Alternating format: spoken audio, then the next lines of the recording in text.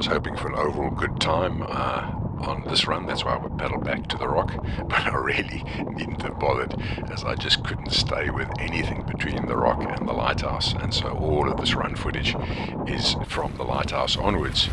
But it does help in terms of fitness, so one of my 3 paddles a week I'm now making a paddle out to the lighthouse and back, and I do feel that that has helped with my fitness, as once I got into the bay and the runs were some of the best I've had in a long time, I was able to really crank and stay with them as they were really moving quickly, which I previously haven't been able to do before.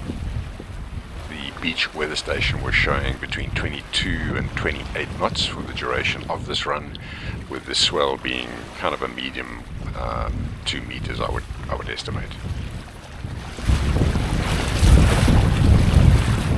If you happen to have watched some of my earlier videos, you might recall that I made a commitment to myself that I'm not going to get a measuring device until such time as I've broken 50 minutes for the Miller's Run.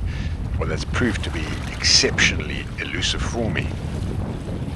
So I thought to myself, flip, I'm having such a good second half of the Miller's Run from the lighthouse onwards, and you'll see that once I get into the bay, where quite often I just don't manage to catch much, whereas this time, once I was in the bay, I managed to really crank and stay with the runs.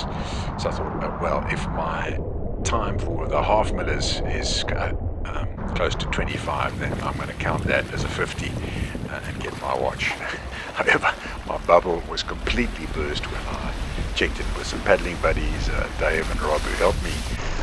I thought that it was the lighthouse was halfway, but that's not the case, as it is 6.3 kilometers from Buckhoven Rock to the lighthouse, and then only 5.4 kilometers from the lighthouse to the beach.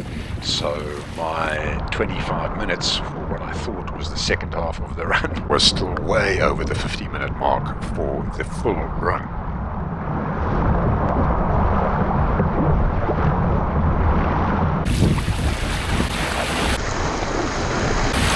So I have to ask myself, what do I need to do to get quicker?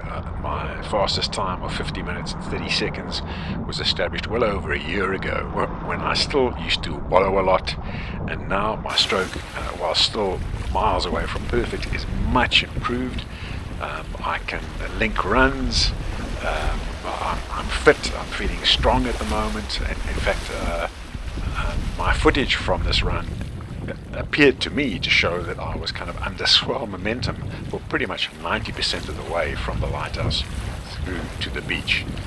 So if it wasn't for a couple of factors, I think I have license to be very disheartened by finding out that I was nowhere near the 50-minute mark.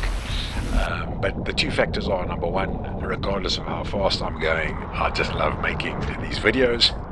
And then number 2, I fully believe that over the next 6 years, I'm 64 now, so that's by the time I get to 70, I fully believe that I'm still going to get a lot more capable and faster as a result of improving my stroke, and probably more importantly, as a result of improving my ability to read the ocean and to link runs. I mean, there's plenty of evidence in our club of older guys who are still absolutely thumping down the Miller's Run. I mean, we've got Mike Halliday in his mid-70s.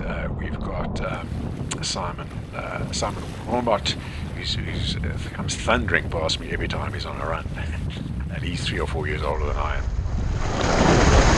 Another idea that I do entertain is that maybe I should just give up the idea of ever getting a proper measuring device, because regardless of how slowly or quickly I'm going on a run, I just absolutely love the sport of surfskiing.